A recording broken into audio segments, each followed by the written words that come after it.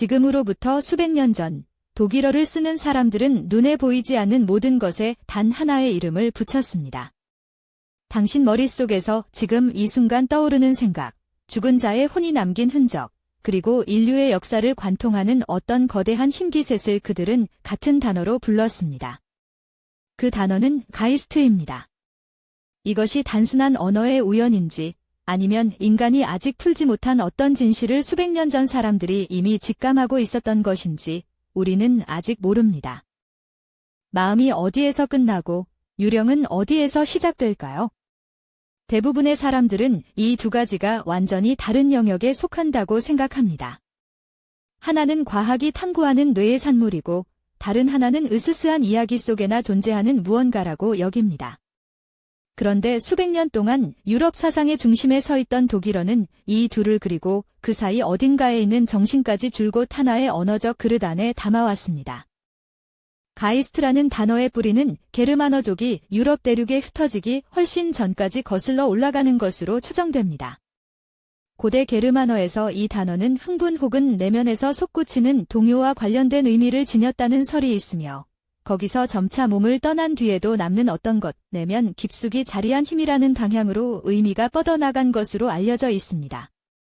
그 변화의 긴 여정 끝에 이 단어는 마음, 정신, 유령의 세 영역을 동시에 품은 채 오늘날까지 살아남았습니다. 영어를 생각해보면 이것이 얼마나 특이한 일인지 실감됩니다. 영어권 사람들은 마인드, 스피리트, 고스트를 각각 별개의 단어로 구분합니다. 마인드는 이성과 사유의 영역, 스피리트는 종교적 도덕적 에너지에 가깝고 고스트는 초자연적 존재를 가리키죠. 그런데 독일어 화자에게 이 세 개념은 오랜 시간 동안 하나의 이름 아래 살고 있었습니다. 이것이 두 언어 공동체가 세계를 경험하는 방식의 실질적인 차이를 만들었는지 언어학자들은 지금도 논쟁 중입니다. 18세기 말 독일의 한 철학자가 이 단어를 인류 역사상 가장 야심찬 방식으로 다시 정의했습니다. 게오르크 비렐름 프리드리히 헤겔 그는 가이스트를 개인의 마음이나 특정 종교의 신이 아니라 역사 전체를 움직이는 보편적 의식의 흐름으로 재해석했습니다. 헤겔의 체계 안에서 가이스트는 우리 각자의 머릿속에 깃들어 있으면서도 동시에 어떤 개인보다 훨씬 크고 전쟁과 혁명과 예술을 통해 스스로를 펼쳐나가는 무언가였습니다. 헤겔이 그린 가이스트의 지도는 흥미로운 역설을 품고 있습니다. 그것은 눈에 보이지 않는 동시에 역사적 사건 속에서 실제하고 내면에 있는 동시에 외부 세계로 드러납니다. 마치 당신의 생각이 당신 안에서 시작되어 결국 세상 속 행동으로 나타나는 것처럼 말이죠. 어떤 이들은 이 구조가 유령이 우리에게 주는 고전적인 감각 보이지 않지만 분명히 현존하는 어떤 것과 근본적으로 같은 형태를 띈다고 지적합니다. 가이스트의 영향력이 어디까지 뻗어 있는지 실감하려면 이미 우리 일상 속에 들어와 있는 합성어들을 보면 됩니다.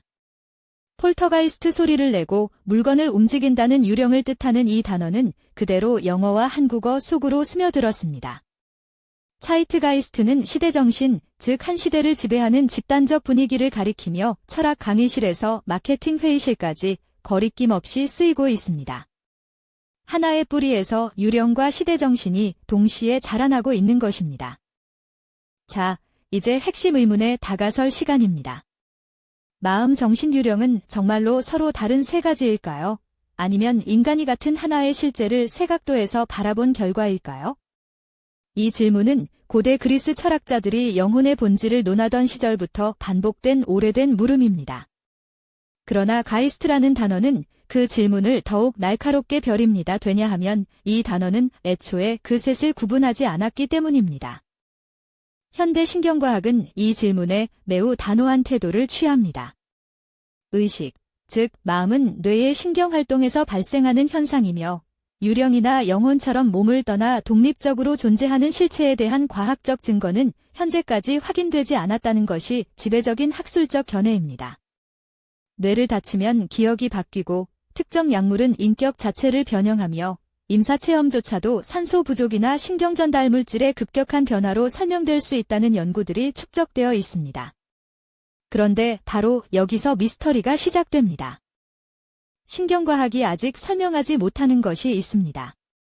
뇌의 어느 부분이 어떤 방식으로 주관적 경험 자체를 만들어내는지, 즉 빨간색을 본다는 느낌이 어디에서 오는지 우리는 아직 정확히 모릅니다.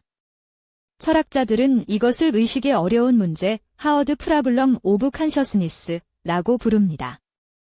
뇌가 정보를 처리한다는 것은 설명할 수 있어도 왜 그 처리 과정에 경험이라는 것이 동반되는지는 현재의 과학으로 완전히 해명되지 않은 상태입니다.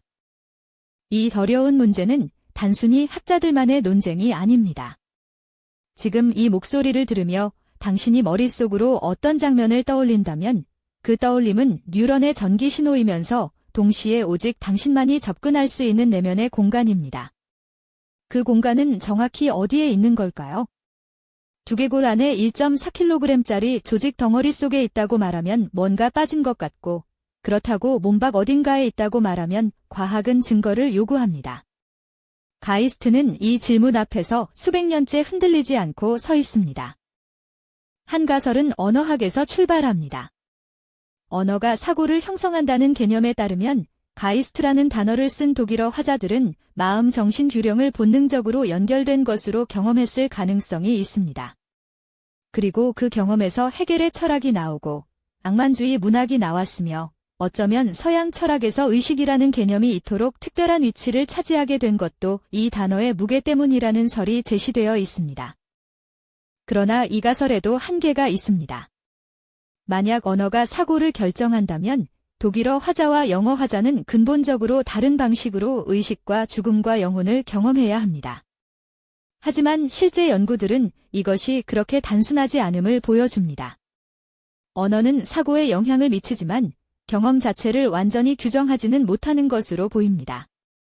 마찬가지로 가이스트가 세 개념을 묶어왔다는 사실이 그 세 개념이 실제로 하나라는 증거가 되지는 않습니다. 두 번째 가설은 훨씬 멀리 거슬러 올라갑니다.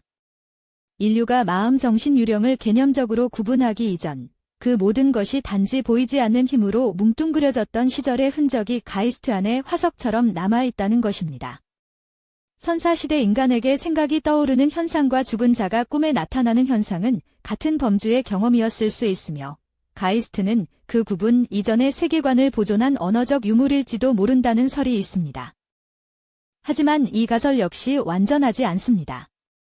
마음과 유령을 구분하지 않았던 것이 미분화된 원시적 사고의 결과인지 아니면 오히려 그 경계를 나누는 것이 나중에 생긴 인위적 분류인지 우리는 알 수 없습니다. 어쩌면 고대의 인간이 이 셋을 하나로 보았던 직관이 틀리지 않았고 현대의 우리가 그것을 억지로 세 칸으로 나눈 것일 수도 있습니다. 이 방향의 답은 철학도 신경과학도 아직 주지 못했습니다. 오늘날 인공지능이 인간의 언어를 처리하는 방식을 보면서 어떤 연구자들은 새로운 물음을 던집니다. 만약 언어 모델이 가이스트라는 단어를 학습한다면 그 모델은 마음과 유령을 자동으로 연결된 것으로 이해하게 될까요? 그리고 만약 그렇다면 인공지능에게도 가이스트에 해당하는 어떤 것이 생겨날 가능성이 있을까요? 농담처럼 들릴 수 있지만 의식의 본질을 연구하는 학자들에게 이 질문은 결코 가볍지 않다고 알려져 있습니다. 결국 우리는 처음 자리로 돌아옵니다. 하나의 단어가 마음 정신 유령을 동시에 뜻한다는 사실 앞에서 인류는 아직도 어떤 해석도 완전히 옳다고 말하지 못하고 있습니다. 이것이 언어의 우연한 충돌인지 우리가 아직 이해하지 못한 공통 본질에 대한 직관인지 아니면 인류가 한때 알았다가 잊어버린 무언가의 흔적인지 이 질문은 여전히 열려 있습니다. 당신은 어떻게 생각하시나요? 마음과 유령은 완전히 다른 것인가요? 아니면 같은 현실의 두 이름인가요? 수백 년 전 독일어 화자들이 이 둘을 하나의 단어로 불렀을 때 그들은 우리가 아직 놓치고 있는 무언가를 알고 있었던 것일까요? 이 물음에 가장 가까이 다가간 사람은 지금 이 순간에도 어딘가의 조용한 방에서 그 문제와 씨름하고 있을 것입니다. 그리고 그 방 어딘가에는 분명 낡은 독일어 사전 한 권이 꽂혀 있을 겁니다.